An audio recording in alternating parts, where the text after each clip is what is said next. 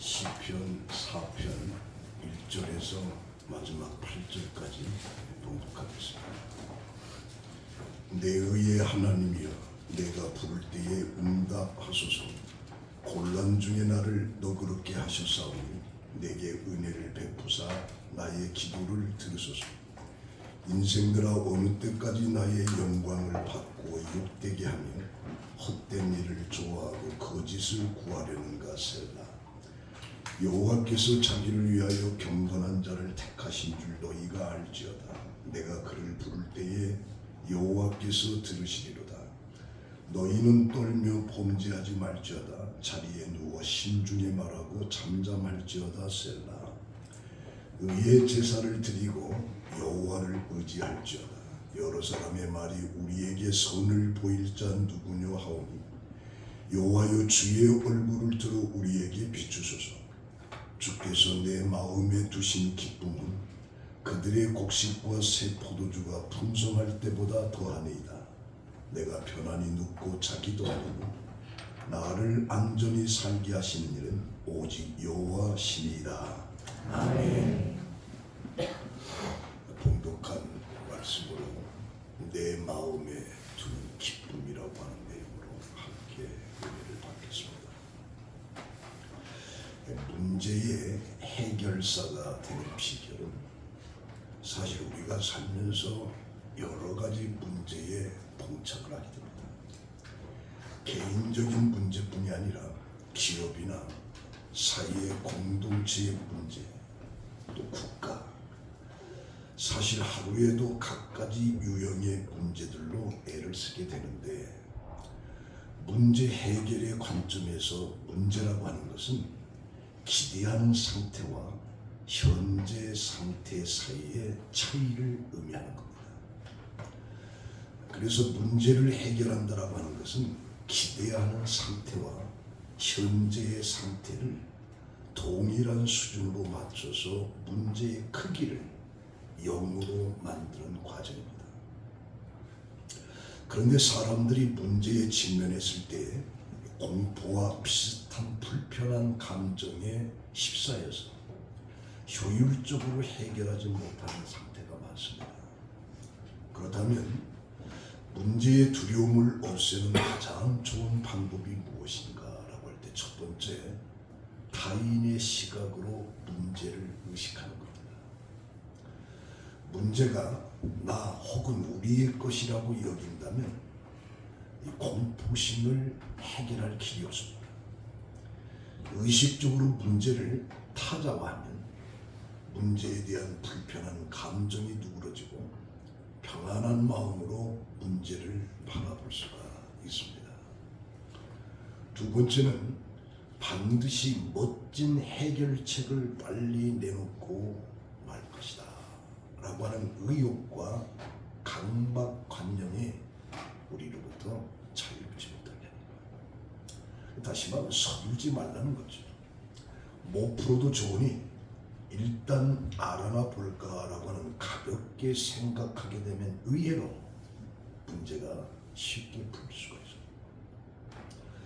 문제를 해결하다라고 하는 식의 영어 단어가 솔브인데 이게 라틴어에서 온 겁니다.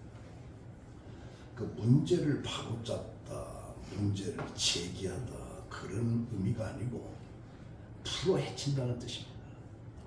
내 앞에 있는 그 문제의 꾸러미를 열어서 대체 무엇이 있는지 확인하는 행위, 이것이 문제를 해결할 수 있는 길이다. 세 번째는 독창적인 시각으로 문제를 바라보는 겁니다. 사람들은 위급한 문제를 접할 때마다 해결책부터 궁리하기를 시작합니다. 한시라도 빨리 문제에서 벗어나기 위하여 본능적인 욕구가 나오는데, 하지만 궁지에 몰려서 생각해낸 해결책은 쓸모가 없다든가 여러분들을 또 다른 위험 속에 빠뜨리는 경우들이 많이 있습니다.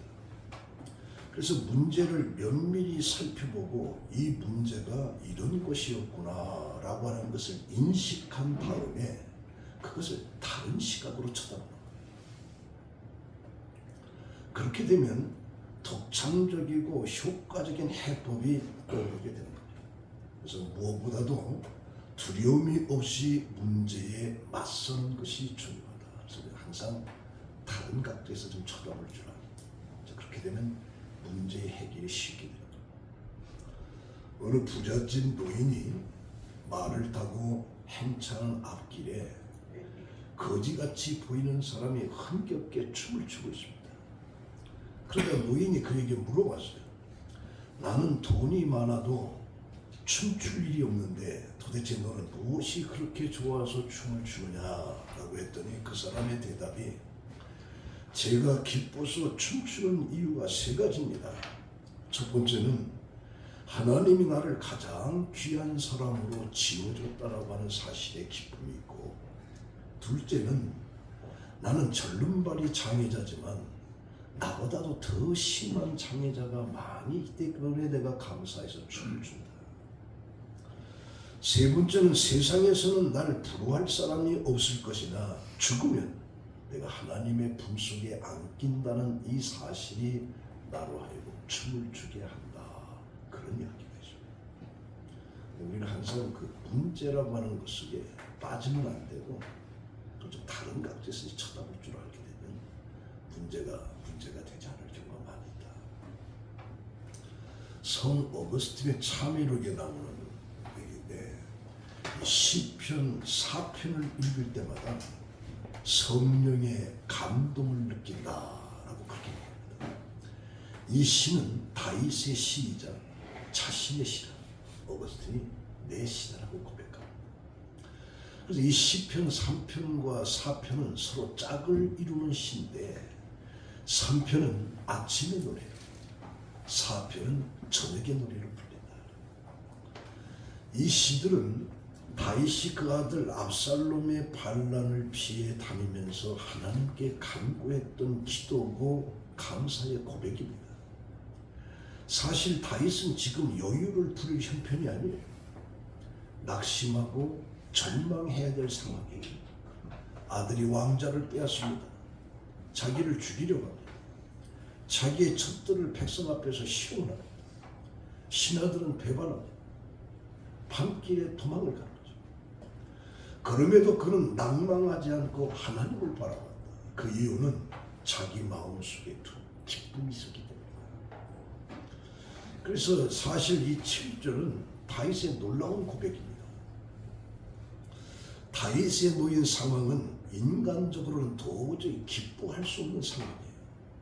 그런데도 그는 기뻐한다고 말을 하고 있어요. 이 통곡을 해도 시원치 않는 그런 상황인데 그 다윗은 추수의 기쁨보다도 더 크다. 인생의 최고의 역경에서 그가 기뻐할 수 있었던 것은 하나님이 그 마음속에 있었기 때문입니다. 하나님. 세상의 기쁨이라고 하는 것은 조건적인 기쁨입니다. 좋은 회사에 입사를 해야 기뻐. 많은 월급을 받아야 기뻐. 또 멋있고 아름다운 사람들과 일하는 게 기뻐. 승진하면 좋고. 그러나 이건 세상이 주는 기쁨의 조건적인 거죠. 그러나 하나님이 주시는 기쁨이라고 하는 것은 이런 세상적인 기쁨이 아닌 거죠. 현실을 바라보면 탄식이 나올 수밖에 없는 상황, 걱정과 근심과 좌절과 절망이, 그런데도 기쁨입니다. 왜냐? 하나님은 또는 기쁨은 조건적이 아니기 때문에.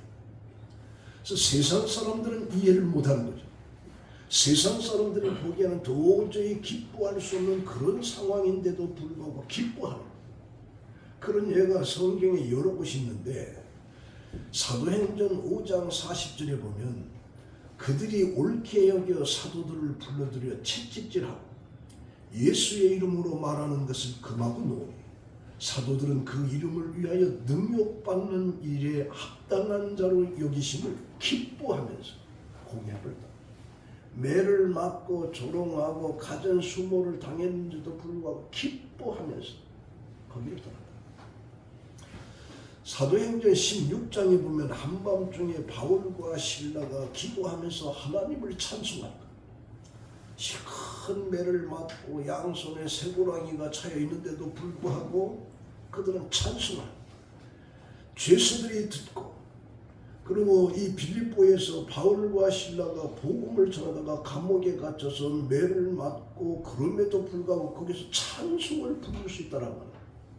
그 세상 사람들이 생각하는 거리가 뭐인 거죠. 고린도후서 12장 10절에 보면 그러므로 내가 그리스도를 위하여 약한 것들과 능욕과 궁핍과 박해와 곤고를 기뻐하노니 이는 내가 약한 그때에 강하니라. 능욕과 궁핍, 박해, 곤고를 기뻐한다. 왜? 이런 것들로 인해서 내가 약해질 때 하나님이 나와 함께하고 강해지기 때문에 기뻐한다고 말합니다. 구약의 하박국 3장 17절에 비록 무화과 나무가 무성치 못하고 포도나무에 열매가 없고 감람나무에 소출이 없으며 밭에 식물이 없고 우리의 양이 없으며 외양간에 소가 없을지라도 나는 여호와를 인하여 즐거워한다. 나의 구원이 하나님을 인하여 기뻐하리로다. 우리 인간이 필요한 모든 것들을 다 없는 상황 속에서도 여호와를 인해서 즐거워하고 기뻐한다라고 그렇게 말하고 있습니다. 이게 바로 다윗의 마음속에 하나님이 계십니다. 오늘 우리들의 마음속에 하나님이 계시는 세상적인 조건이 아니라 어떤 환경 속에서 기쁨이다. 비트런트 너셀이라고 하는 사람이 이것을 가리켜서 영성의 힘이라, 영성의 힘이라. 그의 책 파워라고 하는 것이 있는데 인간의 힘은 세 가지로 분류가 하는데 첫째는 칼을 상징하는 물리적인 힘, 둘째는 돈을 상징하는 경제적인 힘, 셋째는 마음을 바꾸게 하는 설득의 힘인데 세상은 이 세 가지로 돌아간다는 얘기죠. 그러나 이것을 어떻게 사용하느냐에 따라서 그 결과는 전혀 달라집니다. 칼은 흉기가 될 수도 있고 과도도 된다. 우리의 가진 힘도 때로는 유용하게 때로는 악하게 사용된다. 이 세 가지 힘을 잘 조절할 수 있는 것이 제3의 힘이 있는데 그것은 바로 영성의 힘이다. 그래서 오늘 우리 그리스도인들은 영성의 힘을 소유해야 합니다. 저는 이것을 형이상학적 기쁨, 영적인 기쁨이라고 그렇게 말하고 싶어요. 형이상학적 기쁨. 근데 사람들은 형이하학적 기쁨을 추구하고 그것을 소원하고 있는 거예요. 몇 년 전에 MBC의 그 다큐에서 7년에서 8년 동안을 한 노인 부부를 계속 접근하면서 촬영한 다큐가 있었습니다. 근데 노인들의 모습, 어떻게 늙어가며 사는지, 또 서서히 죽음을 어떻게 맞이하는지. 근데 그 중에 재미있는 것이 한 노인이 허리가 구부러져서 90도가 됐는데도 하루라도 더 살아야지. 이 좋은 세상을. 그러면서 약이라고 하는 약은 다 먹는 거예요. 그게 그렇게. 이건 형이학적 기쁨. 형이학. 죽는 것보다는 하루 더 사는 게 더 좋다. 그래서 약은 다 주워 먹는 거예요. 그러나 오늘 우리 그리스도인에게는 형이학적 기쁨, 영적인 기쁨이라. 그런 것과는 다르다. 이 본문의 배경은 다윗이 그의 아들 압살롬을 통해서 쫓기는 몸입니다. 근본 이유는 다윗이 잘못을 인해서 하나님의 징계를 받는 것이지만 그 징계는 아들로부터 배반을 당하는 것입니다. 다윗이 죄를 범해서 그 죄의 결과가 아들로부터 배반을 당하는 거예요. 그래서 도망가는 거죠. 그리고 그의 후궁들도 백주 대마대 모든 사람들 앞에서 다윗의 첩들이 희롱을 당하는 거예요. 그 아들한테. 다윗에게는 더 이상 왕의 권위를 찾아볼 수 없어요. 그야말로 다윗은 가장 낮은 곳에 머물러 있었어요. 그런데 다윗은 2절에 뭐라고 하느냐. 인생들아 어느 때까지 나의 영광을 받고 욕되게 하면 헛된 일을 좋아하고 거짓을 구하려 하는가. 여기서 다윗은 압살롬의 그 배반 쿠데타를 헛된 일이라고 표현합니다. 가치가 없다는 거예요. 무의미하다. 아무것도 아니라는 거죠. 달리 말하면 압살롬의 반역이 성공할 수 없다. 그렇게 얘기합니다. 그럼 그 이유가 뭐냐? 3절에 말합니다. 여호와께서 자기를 위하여 경건한 자를 택하신 줄을 너희가 알지어다. 내가 그를 부를 때 여호와께서 들으시리라. 여기 경건한 자를 택한 줄 알지어다라고 하는 이 자는 다윗 자신을 가리켜. 하나님이 나를 택했다. 하나님이 나를 왕으로 삼으셨다. 그러므로 누구든지 다윗을 패하거나 해할 수 없다는 거죠. 그래서 압살롬의 반역이 성공한 것처럼 보여도 추종자들이 많아도 예루살렘의 성이 그들에게 있다 하여도 하나님은 반역자의 편에 서지 않는다라고 하는 믿음을 다윗은 가지고 있었던 거예요. 그래서 4절에 너희는 떨며 범죄하지 말지어다. 자리에 누워 심중에 말하고 잠잠할지어다. 여기에서 너희라고 하는 것은 다윗과 함께한 사람들을 말하고 있는데, 왜냐하면 다윗과 함께 있는 사람들이 분노하고 있는 거예요. 이 쿠데타를 일으킨 압살롬과 그 아히도멜을 중심으로 해서 그들을 몰아붙이고 있어서 그들은 밤길에 성을 버리고 도망가는 거예요. 막 분노가. 근데 다윗은 뭐라고 하냐? 이런 분노를 통해서 죄를 범하지 말라. 이 분노를 하게 되면 악한 말을 하게 되고 불평하고 원망하게 됩니다. 그래서 에베소서 4장 26절에 분을 내어도 죄를 짓지 말고 해가 지도록 분을 품지 말라. 사람이 살다 보면 분을 낼 수밖에 없는 환경이 있어요. 그러나 죄를 짓지 말라고 합니다. 그리고 해를 넘기지 말라. 해를 넘기지. 왜냐하면 이 분노의 지배를 받으면 마귀가 틈을 타게 되고 마귀가 틈을 타게 되면 우리는 죄로 변질되게 됩니다. 그래서 37편 시편에 보면 분을 그치고 노를 버리라. 불평하여 말라. 행하게 치우칠 뿐이니라. 분노와 불평은 결국에 행하게 죄에 치우칠 뿐이라 그렇게 말하고 있습니다. 그러면서 다윗은 5절에 의의 제사를 드리고 여호와를 의지하라.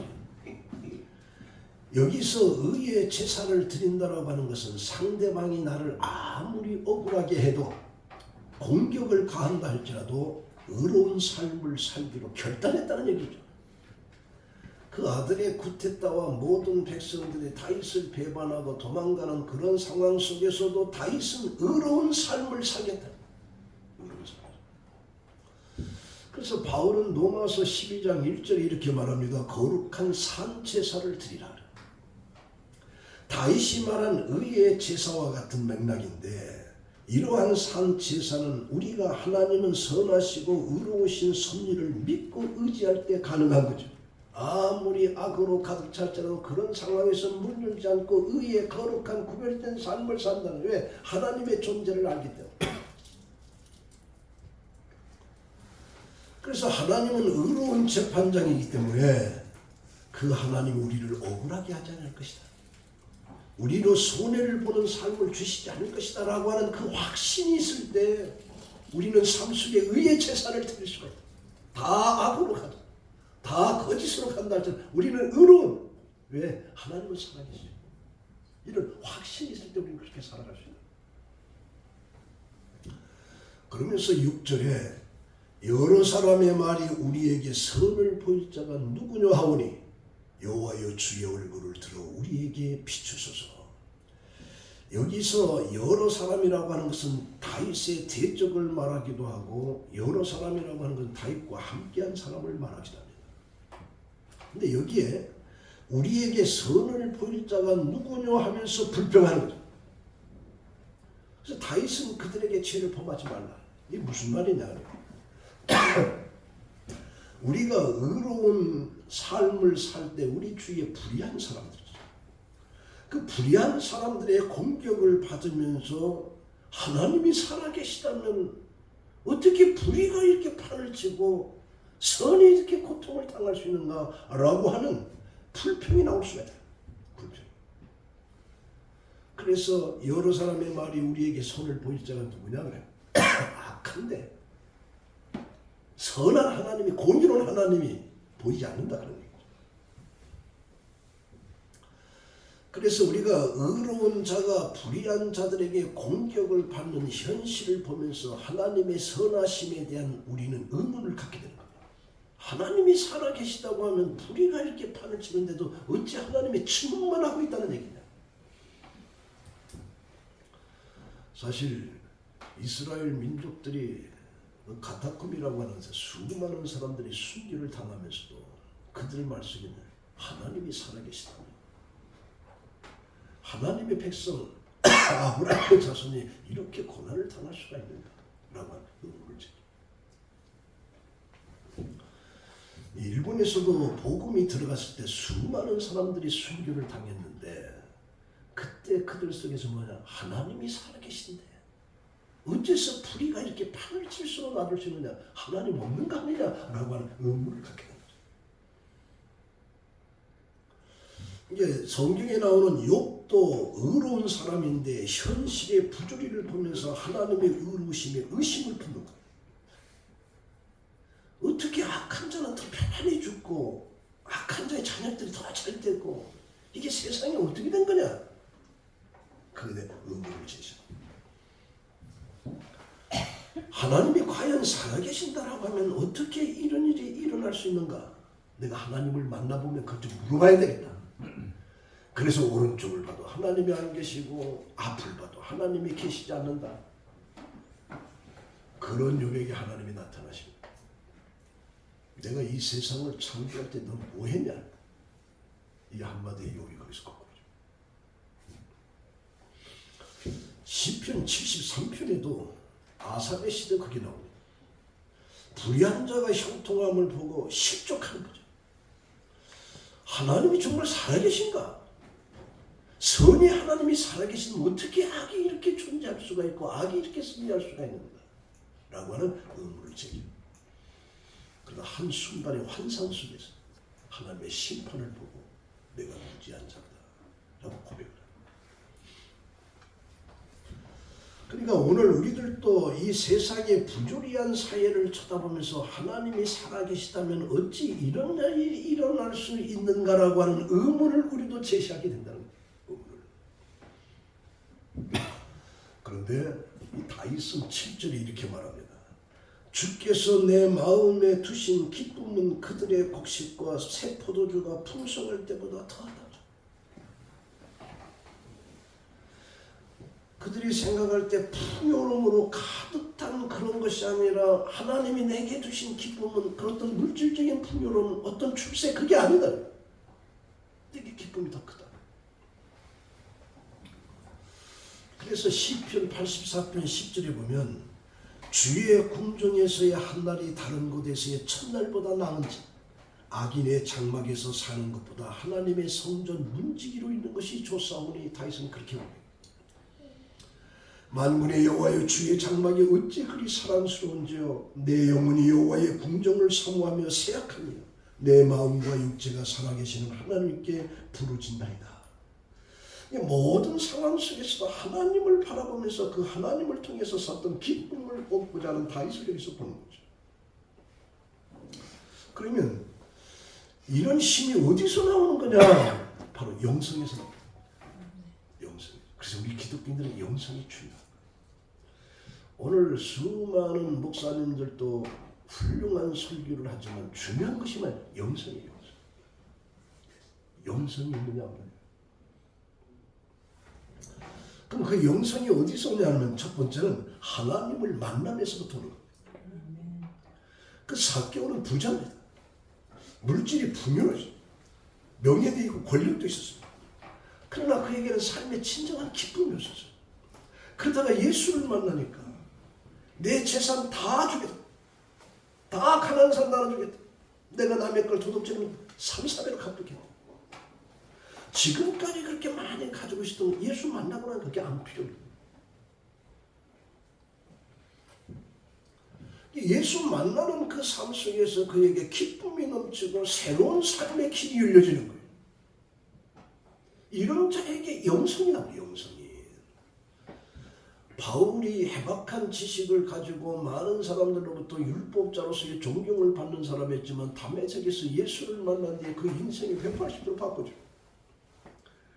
모세도 호렙산에 40년 동안 양을 치는 목동으로 전락됐던 그도 호렙산에서 하나님을 만나면서 그 인생이 바뀌죠. 야곱도 형을 속이고 도둑질했지만 그가 광야에서 하나님을 만나면서 그 삶을 바꾸죠. 요단강에서 고기 잡던 베드로, 요한, 야고보도 나를 따르라고 하는 예수의 말씀을 듣고 그의 삶들이 완전히 바꿔진 거예요. 완전히. 제가 한때는 이 제자들을 보면서 실망을 했어요. 나를 따르라. 그래서 그들의 삶이 바뀌어지는데 죽는 거 보니까 전부 다 순교당해서 죽는 거예요. 목이 잘려서 죽고 사자에 찢겨서 죽고 돌에 죽고 이게 무슨 복인가. 그러나 그걸 뛰어넘는 세상과는 다르다. 또 하나는 두 번째, 죄를 용서해주는 기쁨이 있어요. 죄를.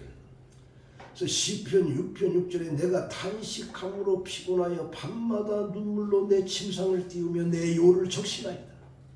내 눈이 금식으로 말미암아 쇠하며 내 모든 대적으로 말미암아 어두워졌나이다. 여호와께서 내 울음소리를 들으셨다. 침상을 요를 적시면서까지 자기의 죄를 회개하는데 그 죄의 회개를 하나님이 들으셨도다.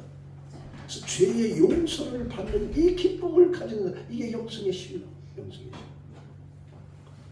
시편 30편 1절에 허물의 사함을 받고 자기 자신의 죄가 가려진 자는 복이 있다. 내가 이르기를 내 허물을 여호와께 자복하리라 하고 주께 내 죄를 아뢰고 내 죄악을 숨기지 아니하였더니 주께서 내 죄를 사하셨나이다. 너희 의인들아 여호와를 기뻐하며 즐거워할지. 죄를 용서받은 것처럼 정말 기쁨이 없어요. 우리가 죄를 범했던 이 죄를 어디서 용서받을까? 그러나 예수 그리스도를 통해서 내가 고백하고 예수 그리스도의 십자가를 통해서 내가 죄에 씻음 받았다라고 하는 이 사실을 내가 확신이 올 때 이것처럼 큰 기쁨이 없어요. 내게 금은 보화가 있는 것보다도 내 죄가 용서받았다라고 하는 것이 얼마나 기쁜지 몰라. 이게 영성이 거기서 나오는 영성이. 세 번째는 영생의 기쁨입니다. 사도행전 16장 31절에 주 예수를 믿으라 그리하면 너와 내 집이 구원을 얻으리라. 요한복음 14장 1절에 너희는 마음에 근심하지 말라. 하나님을 믿으니 또 나를 믿으라. 내가 너희들을 위해서 거소를 예언하더니 다 한 다음에 너희를 데려와서 나 있는 곳에 너희도 있게 하리라. 이 영생의 기쁨. 그래서 이 데살로니가전서 4장에서는 마지막 때 주님이 천사장과 함께 이 세상에 재림이 올 때 죽은 자가 먼저 살아나고 살아있던 우리도 다시 살아나서 공중에서 예수를 만난다라고 하는 이 영생의 기쁨이에요. 이런 기쁨을 가지고 있는 사람, 영성에서 영성이. 예수를 믿으면서도 이런 것을 내가 갖지 못하면 힘이 없습니다. 교회는 나오지만 힘은 없어요. 네 번째는 전능자와 교제의 기쁨인 거죠. 그래서 우리가 4절에 8절에 보면 내가 편안히 눕고 자기도 하니 나를 안전하게 살게 하시는 이는 오직 여호와시니라. 그렇게 쫓기고 도망가고 모든 걸 잃고 아들한테 배반한다고 백성들도 배반하고 모든 걸 다 잊어버린 그런 상황 속에서도 다윗은 내가 편안히 눕고 자기도 하느니 나를 안전히 살게 하시는 이는 오직 여호와시다. 그래서 그 다윗은 시편 23편에 이렇게 말합니다. 여호와는 나의 목자신 내게 부족함이 없으리로다. 그가 나를 푸른 초장에 누이시고 쉴만한 물가로 인도하시는도다. 내가 사망의 음침한 골짜기를 다닐지라도 해를 두려워하지 않는 것은 주께서 나와 함께 하시느니라. 하나님과의 교제. 여기서 영성이 나오는 거예요. 여기서. 그 미국의 필라델피아에 한 고등학교 선생인 엘리자 에드먼드 아시아라는 사람이 있어요. 시시라는 사람, 여자입니다. 여선생님. 근데 그 학교에는 성질이 아주 비뚤어진 문제 학생이 하나 있었는데 그 시 선생은 그 아이를 바로잡아 보려는 생각으로 조용히 타입했습니다. 삶을 그렇게 살아서는 안 된다. 근데 그만 그 아이가 그 지붕 스레트로 그 선생의 등골을 사정시켜버린 거예요. 전혀 생각지 않는 이 공격에 등뼈에 커다란 상처를 입고 시 선생은 그 자리에 쓰러져 버렸어요. 어쩌면 평생을 척추가 마비되어서 일어날 수 없게 될지도 모르는 그런 상태 속에서 6개월이라고 하는 긴 시간을 병원에서 썼어요. 그 6개월이라고 하는 시간이 막 감당하기 어려운 감당이에요. 내가 뭘 잘못했냐, 내가 왜 이런 일을 당해야 되나? 학생을 선도하려다가 이런 일을 당했으니 얼마나 억울하고 기가 막힌 노릇이죠. 그 선생은 깊은 시리에 빠졌어. 그런 가운데 따뜻한 봄이 왔어. 봄이 되어 따뜻한 햇살이 그녀의 방에 비칠 때 바깥에 나가고 싶어서 견딜 수가 없어서 담당 의사에게 간청을 해서 잠시 공원을 산보에도 줬느냐 허락을 받았다. 그래서 따스한 햇살을 받으면서 지팡이를 의지하면서 간신히 잔디밭을 걷다가 문득 오랫동안 기도하지 않던 자기 모습이 또 오랫동안 기도를 잊어버렸던 신앙, 이게 떠오르고, 그래서 마치 때마침 따뜻한 태양빛과 함께 주님의 사랑과 은혜가 그녀의 마음속에 깊이 비춰들어요. 그래서 대자연이 자기 자신을 맞이해 주는 것 같고, 이 따뜻한 봄 태양이 한없이 미소로 그녀를 맞이하는 거 하면서 눈물을 막 쏟아내요. 눈물을 쏟아내요. 그 밝고 아름다운 봄의 정취와 따뜻한 햇빛이 그녀의 마음에 비침과 동시에 영혼 깊숙이 두면 사랑의 빗줄기가 그녀를 감동시키죠. 그러면서 그녀는 입술에서 평생 불구의 몸이 되게 한 그 학생을 용서하기 시작한 기도가 터져나왔어요. 마음속으로부터 기쁨의 노래와 분노와 시리의 억울함에서 해방되는 평안의 노래가 퍼져나온 거죠. 그때 그 시인 선생이 한 찬송의 시를 썼는데 그게 바로 이겁니다. 내 영혼의 햇빛이 주 영광 찬양. 이 세상 어떤 빛보다 이 빛 더 빛나게 주의 영광 빛나는 그 빛 내게 비춰주시옵소서. 그 밝은 얼굴 배울 때 나의 영혼이 기쁘다. 내 영혼이 봄날 같아서 주와 함께 가실 때 그 평화 내게 빛들고 주 은혜에 꽃피 주의 영광 빛난 그 빛 내게 비춰주시옵소서. 그 밝은 얼굴 배울 때 나의 영혼이 기쁘다. 이게 바로 그리스도의 영성의 심, 영성의 심. 자, 결론을 냈습니다. 모든 것을 잃어버리고 추락할 대로 추락한 상태 속에서 삶의 어떤 절망에서 다윗은 말하기를 내 마음에 두신 기쁨, 모든 것을 다 절망과 좌절받았죠. 그런데도 내 마음에 두신 기쁨은 곡식과 새 포도주가 풍성할 때보다 더하도다. 이건 생각하면 엄청난 신앙 고백이에요. 이런 다윗을 보면서 내 자신 한번 쳐다보는 거죠. 말로 할 수 없는 어떤 절망 속에서도 곡식과 새 포도주보다 기쁨이 더 크다라고 나는 고백할 수 있겠는데, 그러면서 내가 편안히 눕고 자기도 할 나를 안전히 살게 하시는 이는 오직 여호와시다. 지금 우리가 필요한 이 신앙은 바로 다윗이 고백하는 이 신앙, 이 영성, 이게 우리에게 필요하다. 우리에게 나를 살게 하시는 이는 오직 여호와라고 하는 어떤 고백, 이것이 그리스도인의 성숙한 영성이고 영적인 기쁨이고, 이게 형이사학적인 기쁨. 오늘 우리에게 이런 기쁨이 없다라고 하면 이 기쁨을 우리 찾아야 되고, 잊어버렸다면 다시 회복해야 돼요. 요한계시록 1장 4절에 그러나 너를 책망할 것이 나니 처음 사랑을 버렸느니라. 에베소 교회에서 예수님께서 책망하신다. 어디서 그 첫사랑을 잊어버리는 찾아 회개하고 그 행위를 가져. 만일 그리하지 않으면 내가 내게서 내 촛대를 옮기겠더라. 그래서 우리는 잊어버렸던 삶 속에서 그런 복잡하고 힘들게 어렵게 살다 보니까 이런 영성을 다 잊어버리고, 그 교회 오대 형식적으로 이 영성을 잊어버렸어. 오늘 우리 여러분들은 이 영성을 다시 회복하고 다시 찾고, 그래서 세상의 곡식과 포도주보다도 하나님이 내 마음에 주신 이 기쁨을 회복해서 여러분들은 삶을 살아가는 승리하는 여러분들이 되시길 예수의 이름으로 축원합니다. 기도하겠습니다. 하나님 감사합니다. 내 마음에 두신 하나님의 기쁨, 이 이거 회복되기를 소원합니다. 우리 모두가 다시 회복해서 이 기쁨을 가지고 이 세상을 담대하게 승리로 살아가는 우리 성도들이 되게 하여 주시옵소서. 예수님의 이름으로 기도합니다. 아멘.